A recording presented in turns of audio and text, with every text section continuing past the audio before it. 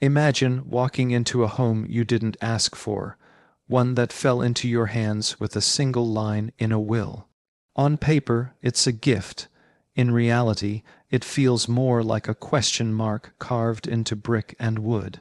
The day I got the call, I pictured something quaint, maybe a little dusty, but nothing that couldn't be polished into charm. The drive there was filled with that strange excitement that comes when life shifts unexpectedly, like finding a letter in a jacket you haven't worn in years. I thought about paint swatches, furniture layouts, maybe even turning it into a rental. The moment I stepped through the door, the air changed.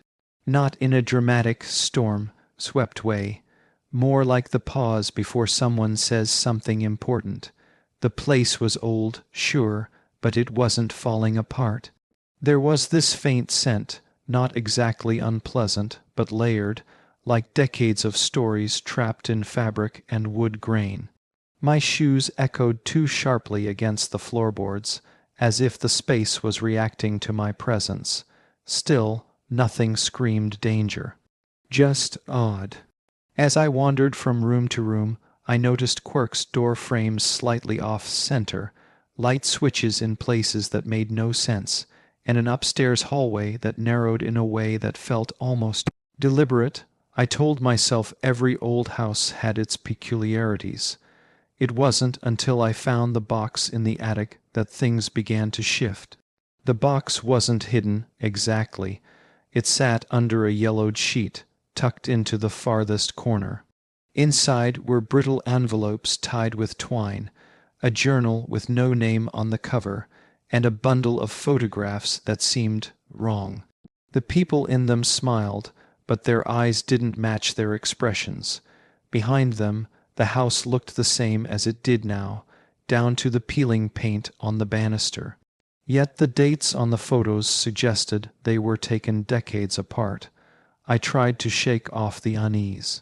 Maybe it was just a trick of old photography, or the way black and white images flatten emotion, but the journal entries were harder to dismiss. Most were mundane, detailing meals, weather, and visitors. Then mid-way through, the tone shifted. Phrases like "the walls heard again last night," and "it doesn't want me to sleep," appeared without explanation. There were mentions of locking certain doors and sealing windows, not for safety from the outside, but to keep something in. I set the journal down, and in the quiet of that attic, I realized how loud the house actually was. Creaks, faint taps, a slow groan in the rafters, as if the structure itself was adjusting to my discovery. That night, in the guest bedroom, I couldn't shake the feeling that someone was standing just outside the door.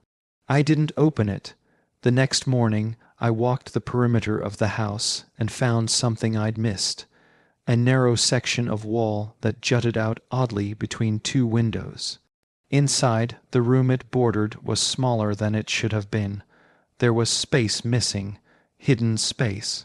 When I pressed my ear to the wall, I swear I heard it, faint, rhythmic, almost like breathing. I told myself it was pipes, wind, anything logical. But the memory of that journal entry, "it doesn't want me to sleep," kept looping in my mind. I couldn't ignore it. I spent the day pacing around that section of wall, weighing the risk of opening it against the risk of leaving it closed. Curiosity is a dangerous thing in places like this.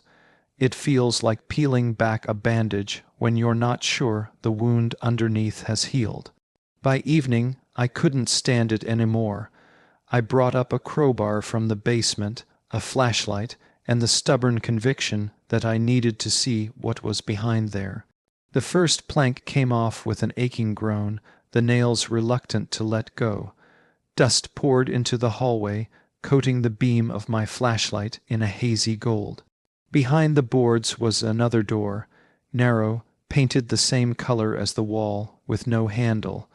I hesitated, my pulse slowing into that strange rhythm the house seemed to have.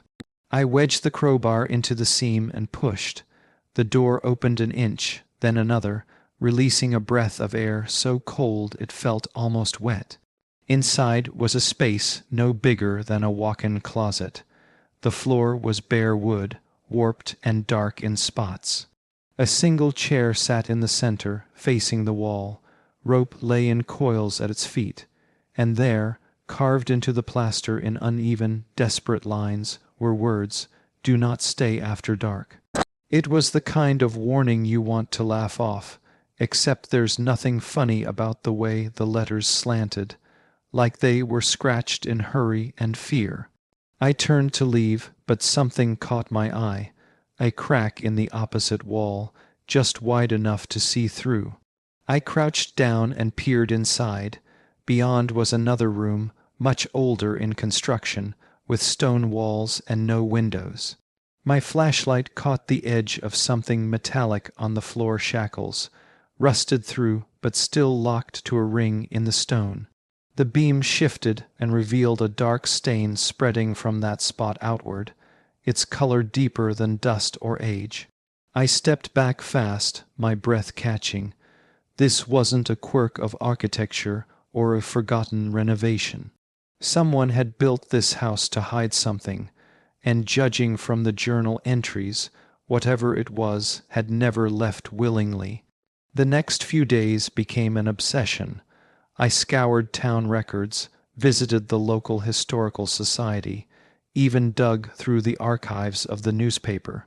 The house's original owner was a man named Elias Rourke, a name that had all but vanished from public record after 1912. The only trace I found was a brief article 2 sentences long, about a domestic incident on the property that ended in permanent removal from the community. No explanation, no follow-up. The librarian who helped me find it seemed uneasy, as if she'd expected that page to stay buried. When I asked if she knew more, she simply said that house was meant to stay in the ground, and walked away. By then, the dreams had started, not the kind you forget in the morning, but the kind that drag their shadows into your waking hours. I'd see flashes of the stone room, the chair, the rope, only this time I wasn't alone in there. Something stood in the corner, just out of the flashlight's reach. Every night I woke at 3:17 exactly. The air would feel heavier, the wood in the walls shifting like it was under strain. And once I swear I heard a voice in the hallway, low and urgent, whispering my name. I knew I was close to understanding what had happened here. But the closer I got, the more the house seemed to push back. On the 4th night, I decided I couldn't wait any longer. The voice, the dreams, the warnings, they were all pointing to that hidden stone room. If the house had spent decades keeping it out of sight, maybe it was because no one had ever dared to open it completely. And maybe that was the point. I returned to the narrow space behind the false wall, flashlight in one hand, pry bar in the other. The crack in the plaster was wider now, as if the house itself was loosening its grip. It didn't take much force to break through. The plaster crumbled like wet paper, revealing the gaping mouth of a doorway that had been sealed for longer than I could imagine. The air inside hit me first stale, metallic, and thick enough to taste. The stone walls seemed to drink in the light, making the space feel smaller than it was. In the center lay the shackles I'd seen before, their rust flaking into piles that looked almost like dried blood. Around them, faint markings scratched into the floor formed a circle, intersected with symbols I didn't recognize. I crouched down to inspect them, running my fingers lightly over the grooves. They weren't random. Someone had carved them deliberately, maybe as some kind of containment. That's when I noticed the stains on the walls. They weren't just smears, they were handprints, pressed hard into the stone, some so small they could only belong to a child.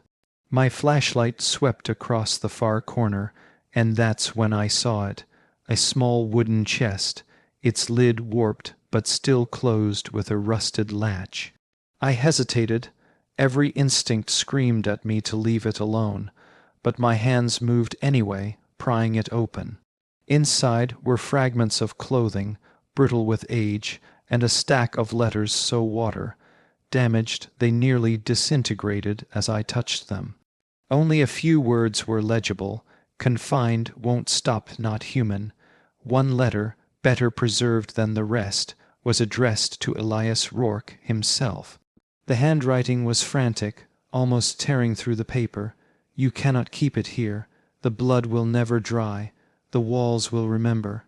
I felt the temperature in the room drop, my breath fogging in the beam of the flashlight. The silence became oppressive, like the air itself was listening. Then faint, almost imperceptible, I heard it, a slow dragging sound from somewhere deeper in the walls. Not behind me, not above, from inside the stone itself. I backed toward the doorway, my light shaking over the symbols on the floor. And in that moment I understood.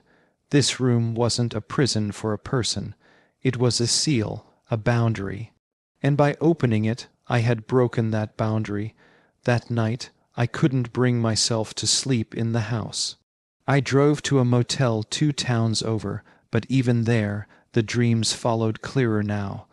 I saw Elias Rourke, gaunt and died, nailing boards across the door I'd just broken through. Behind him, a figure in the shadows, its limbs too long, its head tilted unnaturally, watching him work. When I woke, I knew I had 2 choices: reseal that room before whatever was in it decided to leave, or walk away and never look back. I returned at dawn, the sky still gray and heavy, as if even the sun was reluctant to touch the place. The front door resisted when I pushed it open, its hinges groaning like something inside had leaned against it all night. The air was colder than it should have been for early morning, and a dampness clung to the walls as I walked through. Every step toward the hidden room felt slower, heavier. The house seemed to know where I was going, and it didn't like it. The narrow hallway leading to the false wall was darker than before. My flashlight beam swallowed almost instantly. I gripped the pry bar tighter and pressed forward. Inside the stone chamber, nothing had moved, or so I thought. The shackles were still in place, the markings still etched into the floor, but the wooden chest I'd opened was gone. Not overturned, not broken, gone. I crouched, scanning the floor, and noticed the dust was disturbed, small, scattered prints leading to the far corner where the stone met the foundation. There, a seam in the wall gaped just enough to suggest a passage. Cold air whispered out of it, carrying a faint metallic smell. I knew sealing the room wasn't going to be enough anymore. Whatever had been kept here had already found a way deeper into the house. Maybe deeper than that. My pulse pounded as I remembered the journal entries. It doesn't want me to sleep. The walls heard again last night. Those weren't metaphors. I started boarding the chamber shut anyway, hammering thick planks across the entrance. Each strike of the hammer echoed strangely, as though something on the other side was knocking back, just a split second after me. When the last board was in place, the air felt heavier, but the sound stopped. For now, I left the tools where they were and walked the perimeter of the house one last time. Morning light spilled over the facade, making it look harmless, almost picturesque. Anyone passing by would think it was just another old home, waiting for a new chapter. But I knew better. This house didn't want a new chapter. It wanted its story to stay buried, and now that I'd read too much of it, I was part of it. I never went back inside. I signed the papers to sell it, disclosing just enough to satisfy the law, but not enough to invite curiosity. Maybe that makes me a coward, or maybe it makes me the only one who truly listened to what the walls were saying. Some inheritances are meant to be kept, others are meant to be left behind, and this one was never meant to be opened. Subscribe if you want to hear more stories that houses like this would rather you never knew.